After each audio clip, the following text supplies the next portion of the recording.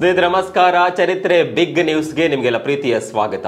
ಚುನಾವಣೆಯಲ್ಲಿ ಬ್ಯುಸಿಯಾಗಿರುವ ಎಎಪಿ ನಾಯಕ ಅರವಿಂದ್ ಕೇಜ್ರಿವಾಲ್ಗೆ ಮತ್ತಷ್ಟು ಸಂಕಷ್ಟ ಎದುರಾಗಿದೆ. ದೆಹಲಿ ಮದ್ಯ ಹಗರಣಕ್ಕೆ ಸಂಬಂಧಿಸಿದಂತೆ ಹಣ ವರ್ಗಾವಣೆ ಪ್ರಕರಣದಲ್ಲಿ ಕೇಜ್ರಿವಾಲ್ ವಿರುದ್ಧ ತನಿಖೆಗೆ ಗೃಹ ಸಚಿವಾಲಯ ಹಸಿರು ನಿಶಾನೆ ತೋರಿಸಿದೆ. ಕಾನೂನು ಕ್ರಮಕ್ಕಾಗಿ ಜಾರಿ ನಿರ್ದೇಶನಾಲಯಕ್ಕೆ ಅನುಮತಿ ನೀಡಲಾಗಿದೆ. ಈ ಮೂಲಕ ಕೇಜ್ರಿವಾಲ್ ಹಾಗೂ ಮನೀಶ್ ಸಿಸೋಡಿಯಾ ವಿರುದ್ಧ ಮತ್ತೆ ತನಿಖಾ ಕುಣಿಕೆ ಬಿಗಿಯಾಗಿದೆ. ಇದಕ್ಕೂ ಮೊದಲು ದೆಹಲಿ ಗವರ್ನರ್ ವಿನಯ್ ಕುಮಾರ್ ಸಕ್ಸೇನಾ ಸಹ ಕೇಜ್ರಿವಾಲ್ ವಿರುದ್ಧ ಕಾನೂನು ಕ್ರಮಕ್ಕೆ ಅನುಮತಿ ನೀಡಿದ್ದರು. ಅಂದಹಾಗೆ ಕಳೆದ ನವೆಂಬರ್ನಲ್ಲಿ ಸುಪ್ರೀಂ ಕೋರ್ಟ್ ಅಧಿಕಾರಸ್ಥರ ತನಿಖಾ ಕ್ರಮದಲ್ಲಿ ಸರ್ಕಾರದ ಪೂರ್ವಾನುಮತಿ ಕಡ್ಡಾಯ ಎಂದಿತ್ತು. ಹೀಗಾಗಿ ಇಡಿ ದೆಹಲಿ ಲೆಫ್ಟಿನೆಂಟ್ ಗವರ್ನರ್ ಅನುಮತಿ ಕೇಳಿತ್ತು. ಮದ್ಯ ಹಗರಣದಲ್ಲಿ ಅಪಾರ ಪ್ರಮಾಣದ ಹಣ ಅಕ್ರಮವಾಗಿ ವರ್ಗಾವಣೆಯಾಗಿದೆ. ಪ್ರಕರಣದ ಹಿಂದೆ ಅನೇಕ ಕಾಣದ ಕೈಗಳಿವೆ. ಅಲ್ಲದೆ ಕೇಜ್ರಿವಾಲ್ ಈ ಹಗರಣದ ಕಿಂಗ್ ಪಿನ್ ಹಾಗೂ ಪ್ರಮುಖ ಸಂಚಿನ ಪಾಲುದಾರ ಅಂತ ಇಡಿ ಆರೋಪಿಸಿದೆ. ಹೀಗಾಗಿ ತನಿಖೆಗೆ ಅನುಮತಿ ನೀಡುವಂತೆ ಕೇಳಿತ್ತು. ಇದೀಗ ಇಡಿ ಕೋರಿಕೆಯಂತೆ ಲೆಫ್ಟಿನೆಂಟ್ ಗವರ್ನರ್ ಆದೇಶಕ್ಕೆ ಕೇಂದ್ರ ಗೃಹ ಸಚಿವಾಲಯ ಗ್ರೀನ್ ಸಿಗ್ನಲ್ ನೀಡಿದೆ. ಇನ್ನು ಇದರ ನಡುವೆ ಪ್ರಚಾರದಲ್ಲಿ ನಿರತರಾಗಿರುವ ಕೇಜ್ರಿವಾಲ್ಗೆ ಪ್ರಾಣ ಬೆದರಿಕೆ ಬಂದಿದೆ. ಹೀಗಾಗಿ ಎಚ್ಚರಿಕೆಯಿಂದ ಇರುವಂತೆ ಕೇಂದ್ರ ಗೃಹ ಸಚಿವಾಲಯ ತಿಳಿಸಿದೆ. ಕೇಂದ್ರ ಗುಪ್ತಚರ ಇಲಾಖೆ ಚುನಾವಣಾ ಸಮಯದಲ್ಲಿ ಕೇಜ್ರಿವಾಲ್ ಮೇಲೆ ದಾಳಿ ನಡೆಯಬಹುದು ಅಂತ ಹೇಳಿದೆ. ಹೀಗಾಗಿ ಭದ್ರತೆ ಹೆಚ್ಚಿಸಲಾಗಿದೆ. ಇನ್ನು ತಮಗೆ ಬಂದಿರುವ ದಾಳಿ ಬೆದರಿಕೆ ಕುರಿತು ಕೇಜ್ರಿವಾಲ್ ಪ್ರತಿಕ್ರಿಯಿಸಿದ್ದಾರೆ. ತಮ್ಮನ್ನು ದೇವರೇ ಕಾಪಾಡಲಿದ್ದಾನೆ ಅಂತ ಮಾರ್ಮಿಕವಾಗಿ ಹೇಳಿದ್ದಾರೆ. ಚುನಾವಣಾ ನಾಮಪತ್ರ ಸಲ್ಲಿಕೆ ಬಳಿಕ ಬುಧವಾರ ಮಾತನಾಡಿರುವ ಅವರು ದೇವರ ಮೇಲೆ ಭಾರ ಹಾಕಿರೋದಾಗಿ ಹೇಳಿದ್ದಾರೆ. ನವದೆಹಲಿಯಲ್ಲಿರುವ ಕಾಂಗ್ರೆಸ್ ಪಕ್ಷದ ಪ್ರಧಾನ ಕಚೇರಿಯ ವಿಳಾಸ ಬದಲಾಗಿದೆ. ಇನ್ನು ಮುಂದೆ 24 ಅಕ್ಬರ್ ರಸ್ತೆಯ ಬದಲಾಗಿ 9A ಕೋಟ್ಲಾ ಮಾರ್ಗದಲ್ಲಿ ಪ್ರಧಾನ ಕಚೇರಿ ಕಾರ್ಯನಿರ್ವಹಿಸಲಿದೆ. ಅತ್ಯಂತ ಆಧುನಿಕವಾಗಿ ನಿರ್ಮಿಸಲಾಗಿರುವ ಹೊಸ ಕಚೇರಿಯನ್ನ ಬುಧವಾರ ಉದ್ಘಾಟಿಸಲಾಯಿತು. ಎಐಸಿಸಿ ಮಾಜಿ ಅಧ್ಯಕ್ಷೆ, ಪಕ್ಷದ ಅಧಿನಾಯಕಿ ಸೋನಿಯಾ ಗಾಂಧಿ ನೂತನ ಕಚೇರಿ ಇಂದಿರಾ ಭವನವನ್ನ ಲೋಕಾರ್ಪಣೆ ಮಾಡಿದ್ರು. ಕಾರ್ಯಕ್ರಮದಲ್ಲಿ ಎಐಸಿಸಿ ಅಧ್ಯಕ್ಷ ಮಲ್ಲಿಕಾರ್ಜುನ ಖರ್ಗೆ, ಲೋಕಸಭಾ ವಿಪಕ್ಷ ನಾಯಕ ರಾಹುಲ್ ಗಾಂಧಿ ಸೇರಿದಂತೆ ಕಾಂಗ್ರೆಸ್ ಪಕ್ಷದ ಅನೇಕ ಹಿರಿಯರು ಹಾಜರಿದ್ದರು. ಅದಾಗೆ ಬಹುಕೋಟಿ ವೆಚ್ಚದಲ್ಲಿ ನಿರ್ಮಾಣವಾಗಿರುವ ಈ ಕಟ್ಟಡದಲ್ಲಿ ಪಕ್ಷದ ಹೆಚ್ಚುತ್ತಿರುವ ಅಗತ್ಯಗಳನ್ನು ಗಮನದಲ್ಲಿಟ್ಟುಕೊಂಡು ವಿನ್ಯಾಸಗೊಳಿಸಲಾಗಿದೆ. ಅಲ್ಲದೆ ಆಡಳಿತಾತ್ಮಕ, ಸಾಂಸ್ಥಿಕ ಮತ್ತು ಕಾರ್ಯತಂತ್ರದ ಕಾರ್ಯಗಳನ್ನು ಬೆಂಬಲಿಸಲು ಆಧುನಿಕ ಸೌಲಭ್ಯಗಳನ್ನು ಈ ಭವನದಲ್ಲಿ ಕಲ್ಪಿಸಲಾಗಿದೆ.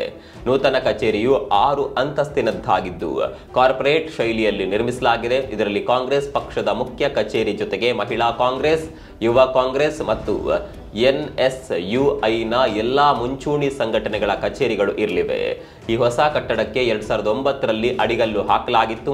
ಇದೀಗ ಪೂರ್ಣಗೊಂಡಿದೆ. ಬರೋಬ್ಬರಿ 15 ವರ್ಷಗಳ ಬಳಿಕ ಕಾಮಗಾರಿ ಮುಗಿದಿದೆ. ಇನ್ನು ಇಲ್ಲಿವರೆಗೆ ಕಾರ್ಯನಿರ್ವಹಿಸ್ತಾ ಇದ್ದ 24 ಅಕ್ಬರ್ ರಸ್ತೆ ಕಾಂಗ್ರೆಸ್ನ ಗತ ಇತಿಹಾಸಕ್ಕೆ ಸೇರಲಿದೆ. 1978ರಲ್ಲಿ ಇಂದಿರಾ ಗಾಂಧಿ ಈ ಹಳೆಯ ಕಚೇರಿಯನ್ನ ಸ್ಥಾಪಿಸಿದ್ದರು. ಭಾರತದ ನೌಕಾಬಲ ಈಗ ಮತ್ತಷ್ಟು ಸಶಕ್ತವಾಗಿದೆ. ನೌಕಾಪಡೆಗೆ ಹೊಸ 3 ಪ್ರಬಲ ಶಕ್ತಿಗಳ ಸೇರ್ಪಡೆಯಾಗಿದೆ. ಯುದ್ಧ ನೌಕೆಗಳಾದ INS ನೀಲಗಿರಿ, INS ಸೂರತ್ ಮತ್ತು INS ವಾಗಾಶಿರ್ ನೌಕೆಗಳನ್ನ ಬುಧವಾರ ಭಾರತೀಯ ನೌಕಾಪಡೆಗೆ ಸೇರ್ಪಡೆಗೊಳಿಸಲಾಗಿದೆ. ಬುಧವಾರ ಮುಂಬೈನ ನೌಕಾ ನೆಲೆಯಲ್ಲಿ ನಡೆದ ಕಾರ್ಯಕ್ರಮದಲ್ಲಿ ಈ 3 ಯುದ್ಧ ನೌಕೆಗಳನ್ನ ಪ್ರಧಾನಿ ಮೋದಿ ದೇಶಕ್ಕೆ ಸಮರ್ಪಿಸಿದ್ರು. ಈ ವೇಳೆ ಮಾತನಾಡಿದ ಪ್ರಧಾನಿ ಮೋದಿ, ಭಾರತ ವಿಸ್ತರಣವಾದಿ ದೇಶವಲ್ಲ, ಜಾಗತಿಕವಾಗಿ ಸರ್ವರ ವಿಕಾಸವನ್ನ ಬಯಸುವ ದೇಶ ಅಂತ ಹೇಳಿದ್ರು. ನಮಗೆ ಯಾವುದೇ ಹಪಾಹಪಿತನವಿಲ್ಲ. ಭಾರತ ಯಾವತ್ತೂ ಅಭಿವೃದ್ಧಿಯ ಉತ್ಸಾಹದಲ್ಲಿ ಕೆಲಸ ಮಾಡುತ್ತದೆ. ನಾವೆಲ್ಲ ವಿಶ್ವವನ್ನ ಕುಟುಂಬದಂತೆ ನೋಡುವ ಜನ ಅಂತ PM ಪರೋಕ್ಷವಾಗಿ ಚೀನಾಗೆ ತಿರುಗೇಟು ನೀಡಿದ್ರು. ಭಾರತ ಯಾವಾಗಲೂ ಮುಕ್ತ, ಸುರಕ್ಷಿತ, ಅಂತರ್ಗತ ಮತ್ತು ಸಮೃದ್ಧ ಇರುವ ಇಂಡೋ ಪೆಸಿಫಿಕ್ ಪ್ರದೇಶವನ್ನ ಬೆಂಬಲಿಸುತ್ತದೆ. ಆದ್ದರಿಂದ ಸಮುದ್ರದ ಪಕ್ಕದ ದೇಶಗಳ ಅಭಿವೃದ್ಧಿಗೆ ಬಂದಾಗ ಭಾರತವು ಸಾಗರ್ ಎನ್ನುವ ಮಂತ್ರವನ್ನ ನೀಡಿದೆ ಅಂತ ಪ್ರಧಾನಿ ನೆನಪಿಸಿಕೊಂಡ್ರು. G20 ಶೃಂಗದಲ್ಲಿ ಹೇಳಿದ ಮಾತುಗಳನ್ನ ಸ್ಮರಿಸಿಕೊಂಡ PM, ಒಂದು ಭೂಮಿ, ಒಂದು ಕುಟುಂಬ, ಒಂದು ಭವಿಷ್ಯ ಎನ್ನುವುದೇ ಭಾರತದ ಮೂಲ ಮಂತ್ರ ಅಂತ ತಿಳಿಸಿದ್ರು. ಅವರು ಮುಂಬೈ IIT ಪದವೀಧರ, ಏರೋಸ್ಪೇಸ್ ಇಂಜಿನಿಯರ್, ಲಕ್ಷ ಸಂಬಳ, ಸಾಲದಕ್ಕೆ ನಿತ್ಯವೂ ಐಷಾರಾಮಿ ತರುವ ಜೀವನ. ಹೀಗಿದ್ರೂ ಆತ ಆಯ್ದುಕೊಂಡಿದ್ದು ಮಾತ್ರ ಸಾಧು ಸನ್ಯಾಸಿ ಜೀವನವನ್ನ. ಹೌದು, ಇದು ಪ್ರಯಾಗ್ರಾಜ್ನಲ್ಲಿ ಕಂಡು ಬಂದಿರುವ ಮಧ್ಯವಯಸ್ಕ ಬಾಬಾ ಒಬ್ಬರ ಕತೆ. ತಮ್ಮನ್ನು ಸ್ಮಶಾನ ಭೈರವ, ಬೈರಾಗಿ, ಗೋರಖ್ನಾಥ್ ಹೀಗೆ ಶಿವನ ಹೆಸರುಗಳನ್ನೇ ತಮ್ಮದೆಂದು ಹೇಳುವ ಈ ಸಂತರು ಅಪ್ಪಟ ಇಂಗ್ಲಿಷ್ನಲ್ಲಿ ನಿರರ್ಗಳವಾಗಿ ಮಾತನಾಡ್ತಾರೆ. ಕಾರ್ಪೊರೇಟ್ ಜಗತ್ತಿನ ಭೋಗ ಜೀವನವನ್ನ ತೊರೆದು ವೈರಾಗ್ಯ ಜೀವನ ಆಯ್ದುಕೊಂಡಿರುವ ಈ ಸನ್ಯಾಸಿ ಆಡುವ ಪ್ರತಿ ಮಾತು ಜೀವನ ನಶ್ವರ ಅನ್ನೋದನ್ನ ಹೇಳುತ್ತದೆ. ಸದ್ಯ ಪ್ರಯಾಗ್ರಾಜ್ನಲ್ಲಿ ಡೇರೆಯಲ್ಲಿ ತಂಗಿರುವ ಈ ಬಾಬಾ ಗಂಗೆಯ ತಟದಲ್ಲಿ ಅಲೆದಾಡಿ ನಿತ್ಯದ ಹಸಿವು ನೀಗಿಸಿಕೊಳ್ಳುತ್ತಿದ್ದಾರೆ. ಸೋಷಿಯಲ್ ಮೀಡಿಯಾದಲ್ಲಿ ಈ ಬಾಬಾನ ಮಾತುಗಳು ವೈರಲ್ ಆಗಿದ್ದು ಸಾಕಷ್ಟು ವ್ಯೂಸ್ ಪಡೆಯುತ್ತಿದೆ. ಸನಾತನ ಪರಂಪರೆಯಲ್ಲಿ ಭೌತಿಕ ವಿಷಯಗಳು ನಗಣ್ಯ ಅನ್ನೋದನ್ನ ಈ IIT ಬಾಬಾನ ಜೀವನ ಎತ್ತಿ ತೋರಿಸುತ್ತಿದೆ. ಇನ್ನು ಪ್ರಯಾಗ್ರಾಜ್ನಲ್ಲಿ ಸತತ 3ನೇ ದಿನವೂ ಪುಣ್ಯ ಸ್ನಾನ ಮುಂದುವರಿಯಿತು. ಲಕ್ಷೋಪಲಕ್ಷ ಜನ ನಿರಂತರವಾಗಿ ಗಂಗಾ ತಟಕ್ಕೆ ಆಗಮಿಸುತ್ತಲೇ ಇದ್ದಾರೆ. ಎಲುಬು ಕೊರೆಯುವ ಚಳಿಯ ನಡುವೆಯೂ ಭಕ್ತರು ಗಂಗಾ ಮಾತೆಯಲ್ಲಿ ಮಿಂದೇಳುತ್ತಿದ್ದಾರೆ. ತ್ರಿವೇಣಿ ಸಂಗಮಕ್ಕೆ ಬಂದಿರೋದು ತಮ್ಮ ಪೂರ್ವ ಜನ್ಮದ ಸುಕೃತ ಅಂತ ಜನ ಭಾವಿಸುತ್ತಿದ್ದಾರೆ. ವಿದೇಶಿಗರಂತೂ ತಾವು ಯಾವುದೇ ಬೇರೆ ಗ್ರಹಕ್ಕೆ ಬಂದಿದ್ದೇವೆ ಅಂತ ಅಚ್ಚರಿ ಹೊರಹಾಕುತ್ತಿದ್ದಾರೆ.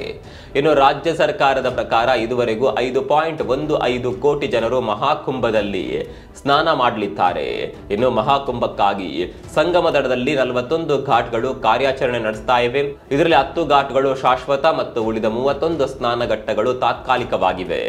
ಇನ್ನು ಪ್ರಯಾಗ್ರಾಜ್ನಲ್ಲಿ ಮಹಾಕುಂಭಕ್ಕಾಗಿ ಮಾಡಿರುವ ಸಿದ್ಧತೆಗಳಿಗೆ ಭಕ್ತರು ಫುಲ್ ಫಿದಾ ಆಗಿದ್ದಾರೆ. ಸಿಎಂ ಯೋಗಿ ಆದಿತ್ಯನಾಥ್ ಹಾಗೂ ಪ್ರಧಾನಿ ಮೋದಿ ಕಾರ್ಯವೈಖರಿಗೆ ಮೆಚ್ಚುಗೆ ವ್ಯಕ್ತಪಡಿಸಿದ್ದಾರೆ. ಇನ್ನು ಸದ್ಯ 4 ಅಮೃತ ಸ್ನಾನಗಳು ಬಾಕಿ ಇವೆ. ಜನವರಿ 29ರ ಮೌನಿ ಅಮಾವಾಸ್ಯೆ, ಫೆಬ್ರವರಿ 3ರ ವಸಂತ ಪಂಚಮಿ, ಫೆಬ್ರವರಿ 12ರ ಮಾಘ ಪೂರ್ಣಿಮಾ ಹಾಗೂ 26ರಂದು ನಡೆಯಲಿರುವ ಮಹಾಶಿವರಾತ್ರಿ ಪುಣ್ಯ ಸ್ನಾನದೊಂದಿಗೆ ಮಹಾಕುಂಭಕ್ಕೆ ತೆರೆ ಬೀಳಲಿದೆ. ರಾಜಸ್ಥಾನದ ಗೆಸ್ಟ್ ಹೌಸ್ ಒಂದರಲ್ಲಿ ಒಂದೇ ಕುಟುಂಬದ 4 ಶವವಾಗಿ ಪತ್ತೆಯಾಗಿದ್ದಾರೆ. ಮೆಹಂದಿಪುರದ ಬಾಲಾಜಿ ಪಟ್ಟಣದ ಧರ್ಮಶಾಲಾ ಅತಿಥಿ ಗೃಹದಲ್ಲಿ ಈ ದುರ್ಘಟನೆ ನಡೆದಿದೆ. ಮೃತರನ್ನ ಉತ್ತರಾಖಂಡದ ಡೆಹ್ರಾಡೂನ್ ಬಳಿಯ ರಾಯ್ಪುರದವರು ಅಂತ ಹೇಳಲಾಗಿದೆ. ಆದರೆ ಇದು ಆತ್ಮಹತ್ಯೆಯೋ ಅಥವಾ ಕೊಲೆಯೋ ಅನ್ನೋದು ತಿಳಿದು ಬಂದಿಲ್ಲ. ಮುಚ್ಚಿದ ಬಾಗಿಲು ಸ್ಥಿತಿಯಲ್ಲಿ ಮೃತದೇಹಗಳು ಪತ್ತೆಯಾಗಿವೆ. ಸದ್ಯ ತೋಡಾ ಭೀಮ್ ಠಾಣೆಯಲ್ಲಿ ಪ್ರಕರಣ ದಾಖಲಾಗಿದೆ. ತನಿಖೆ ನಡೆಸಲಾಗ್ತಾ ಇದೆ. ತಂದೆ, ತಾಯಿ ಹಾಗೂ 2 ಮಕ್ಕಳು ಮೃತರಾಗಿದ್ದಾರೆ. ಅಂದಹಾಗೆ ಜನವರಿ 12ರಂದು ಮೃತ ಕುಟುಂಬ ಸಮಾಧಿ ವಾಲಿಗಲಿಯ ರಾಧಾಕೃಷ್ಣ ಆಶ್ರಮದ ಗೆಸ್ಟ್ ಹೌಸ್ನಲ್ಲಿ ಕೊಠಡಿ ಪಡೆದಿತ್ತು. ಮಂಗಳವಾರ ಮಧ್ಯಾಹ್ನ ಚೆಕ್ ಔಟ್ ಮಾಡೋದಾಗಿ ಹೇಳಿತ್ತು. ಆದರೆ ಸಂಜೆಯಾದರೂ ಚೆಕ್ಔಟ್ ಮಾಡದೇ ಇದ್ದಾಗ ಘಟನೆ ಬೆಳಕಿಗೆ ಬಂದಿದೆ. ಬ್ರಿಟನ್ ವಿತ್ತ ಸಚಿವೆ ಲೇಬರ್ ಪಕ್ಷದ ನಾಯಕಿ ಟ್ಯುಲಿಪ್ ಸಿದ್ದಿಕ್ ದಿಢೀರ್ ರಾಜೀನಾಮೆ ನೀಡಿದ್ದಾರೆ. ತಮ್ಮ ಮೇಲೆ ಕೇಳಿ ಬಂದಿರುವ ಭ್ರಷ್ಟಾಚಾರದ ಆರೋಪದ ಹಿನ್ನೆಲೆಯಲ್ಲಿ ಟ್ಯುಲಿಪ್ ಸಿದ್ದಿಕ್ ಪದತ್ಯಾಗ ಮಾಡಿದ್ದಾರೆ. ಅಚ್ಚರಿ ಅಂದರೆ ಬಾಂಗ್ಲಾದೇಶದ ಮಾಜಿ ಪ್ರಧಾನಿ ಶೇಖ್ ಹಸೀನಾ ಅವರ ಸೋದರ ಸೊಸೆಯಾಗಿರುವ ಟ್ಯುಲಿಪ್ ಸಿದ್ದಿಕ್ ತಮ್ಮ ಸೋದರತ್ತೆಯಂತೆ ಭ್ರಷ್ಟಾಚಾರದ ಆರೋಪಕ್ಕೆ ಒಳಗಾಗಿ ಮನೆ ಕಡೆ ದಾರಿ ಹಿಡಿದಿದ್ದಾರೆ. ಲಂಡನ್ನಲ್ಲಿರುವ ಆಸ್ತಿಗಳಿಗೆ ಸಂಬಂಧಿಸಿದಂತೆ ಅವರ ವಿರುದ್ಧ ಭ್ರಷ್ಟಾಚಾರ ಮತ್ತು ಪಾರದರ್ಶಕತೆಯ ಆರೋಪ ಎದುರಾಗಿತ್ತು. ರಾಜೀನಾಮೆಗೂ ಮುನ್ನ ಪ್ರಧಾನಿ ಕೀರ್ ಸ್ಟರ್ಮರ್ಗೆ ಪತ್ರ ಬರೆದಿರುವ ಅವರು ಎಲ್ಲಾ ವಿಷಯಗಳಲ್ಲಿ ಸಂಪೂರ್ಣ ಪಾರದರ್ಶಕತೆ ಮತ್ತು ಅಧಿಕಾರಿಗಳ ಸಲಹೆಯನ್ನ ಪಾಲಿಸಿದ್ದೇನೆ ಅಂತ ತಿಳಿಸಿದ್ದಾರೆ. ಇನ್ನು ಟ್ಯುಲಿಪ್ ಸಿದ್ದಿಕಿ ಬದಲಿಗೆ ಲೇಬರ್ ಪಕ್ಷದ ಸಂಸದೆ ಎಮ್ಮಾ ರೆನಾಲ್ಡ್ಸ್ ಬ್ರಿಟನ್ನ ಹೊಸ ಹಣಕಾಸು ಮಂತ್ರಿ ಆಗಿದ್ದಾರೆ. ತುರ್ತು ಪರಿಸ್ಥಿತಿ ಕಾನೂನು ಹೇರಿ ಎಡವಟ್ಟು ಮಾಡಿ ರಾಜೀನಾಮೆ ನೀಡಿದ್ದ ದಕ್ಷಿಣ ಕೊರಿಯಾದ ಅಧ್ಯಕ್ಷ ಯೂನ್ ಸುಕ್ ಯೋಲ್ ಜೈಲಿಗೆ ತಳ್ಳಲ್ಪಟ್ಟಿದ್ದಾರೆ. ಪದತ್ಯಾಗದ ಬಳಿಕ ಕಾನೂನು ಕ್ರಮದಲ್ಲಿದ್ದ ಮಾಜಿ ಅಧ್ಯಕ್ಷರನ್ನ ದಕ್ಷಿಣ ಕೊರಿಯಾ ಪೊಲೀಸರು ಕೊನೆಗೂ ಬಂಧಿಸಿದ್ದಾರೆ. ದಕ್ಷಿಣ ಕೊರಿಯಾದ ನ್ಯಾಯಾಲಯ ಯೂನ್ ಸುಕ್ ಯೋಲ್ ವಿರುದ್ಧ ಬಂಧನ ವಾರೆಂಟ್ಗೆ ಅನುಮೋದನೆ ನೀಡಿತ್ತು. ಅದರಂತೆ ಸೌತ್ ಕೊರಿಯಾ ಭದ್ರತಾ ಪಡೆಗಳು ಯೂನ್ ಸುಕ್ ಯೋಲ್ರನ್ನ ಅರೆಸ್ಟ್ ಮಾಡಿವೆ. ದಂಗೆ ಮತ್ತು ಅಧಿಕಾರ ದುರುಪಯೋಗದ ಆರೋಪಗಳು ಯೂನ್ ಸುಕ್ ಯೋಲ್ ಮೇಲಿವೆ. ಉನ್ನತ ಶ್ರೇಣಿಯ ಅಧಿಕಾರಿಗಳ ಭ್ರಷ್ಟಾಚಾರ ತನಿಖಾ ಕಚೇರಿಯು Seoul western district court warrant ಅನ್ನ ಅನುಮೋದಿಸಿ ಈ ಬಂಧನ ಕಾರ್ಯಾಚರಣೆ ನಡೆಸಿದೆ. ಭಾರತದ ಮಹಿಳಾ ಕ್ರೀಡಾಪಟುಗಳು ಎಲ್ಲಾ ಕ್ರೀಡೆಗಳಲ್ಲೂ ತಮ್ಮ ಸಾಧನೆ ತೋರ್ತಿದ್ದಾರೆ. ಅದರಂತೆ ಇದೀಗ ಕ್ರಿಕೆಟ್ನಲ್ಲೂ ದಾಖಲೆ ಮೇಲೆ ದಾಖಲೆ ಮಾಡಿದ್ದಾರೆ. ಟೀಂ ಇಂಡಿಯಾ ಹಂಗಾಮಿ ನಾಯಕಿ ಸ್ಮೃತಿ ಮಂದಾನ ಐರ್ಲೆಂಡ್ ವಿರುದ್ಧದ ಪಂದ್ಯದಲ್ಲಿ ಭರ್ಜರಿ ದಾಖಲೆ ಬರೆದಿದ್ದಾರೆ. ರಾಜ್ಕೋಟ್ನಲ್ಲಿ ನಡೆದ ಐರ್ಲೆಂಡ್ ವಿರುದ್ಧದ 3ನೇ ಏಕದಿನ ಪಂದ್ಯದಲ್ಲಿ ಸ್ಮೃತಿ ಮಂದಾನ ಸ್ಫೋಟಕ ಸೆಂಚುರಿ ಸಿಡಿಸಿ ಹೊಸ ಇತಿಹಾಸ ಸೃಷ್ಟಿಸಿದ್ದಾರೆ. ಪಂದ್ಯದಲ್ಲಿ ಆರಂಭಿಕರಾಗಿ ಕಣಕ್ಕಿಳಿದ ಸ್ಮೃತಿ ಮಂದಾನ ಉತ್ತಮ ಸ್ಕೋರ್ನೊಂದಿಗೆ ಶತಕದ ಸಾಧನೆ ಮಾಡಿದ್ರು. ಕೇವಲ 70 ಎಸೆತಗಳಲ್ಲಿ ಶತಕ ಪೂರೈಸಿರುವ ಸ್ಮೃತಿ ಈ ಹಿಂದೆ ಹರ್ಮನ್ಪ್ರೀತ್ ಕೌರ್ ಹೆಸರಿನಲ್ಲಿದ್ದ ದಾಖಲೆಗಳನ್ನ ಮುರಿದು ತಮ್ಮ ಸಾಧನೆ ಬರೆದರು. ಇದಾಗಿತ್ತು ಇವತ್ತಿನ ಪ್ರಮುಖ ಸುದ್ದಿಗಳು. ನಾಳೆ ಮತ್ತೆ ಭೇಟಿಯಾಗೋಣ. ಅಲ್ಲಿವರೆಗೂ ನಮಸ್ಕಾರ.